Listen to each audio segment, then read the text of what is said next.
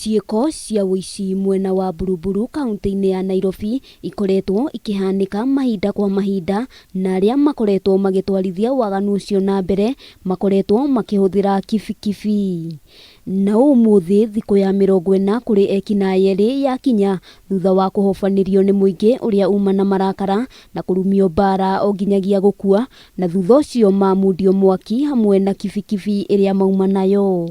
Wametuzoea, walitoka huku juu kama wameiba, bahati mbaya leo haikuwa siku yao, wakapatikana. Kwirikanite ekinaya acio maguthire kibeti kia mutumia umwe uuma mihang'o-ini yake, na riria akaire andu aria mauma hakuhi mete kambu yake na mambika guteng'erania na ekinaya acio na mahota kumaikia ngono. Imefika mahali hata hii stage watu wameanza kuogopa juu hao watu wa pikipiki sasa imekuwa wengine hawaeleweki, wengine ni wezi, wengine wako sawa. Bogi kakuisha wazuia juu wenyewe tulikuwa tumechoka juu ya shughuli. At least masaa zote noma ikifanyika, simu kwa ground itapigwa, labda ni hapa kunisiwa matatu hapa tunajibu hiyo maswali.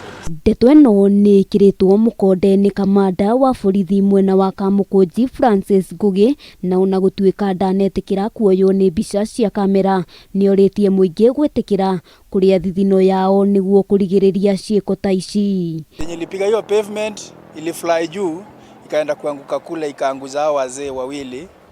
Sasa huyo rider yeye alianguka akakuwa hata hawezi kuamuka hapo. Ataibia madamu hapa mwenye simjui, kesho ataibia hata pengine mamangu ama anti yangu ama dadangu. Ona gukiri uguo muingi ni uritio kwagaga kuoya watho moko-ini, na ithenya-ini riu makarekaga thirikari hamwe na maabitha a ugitiri kuruta wira wao.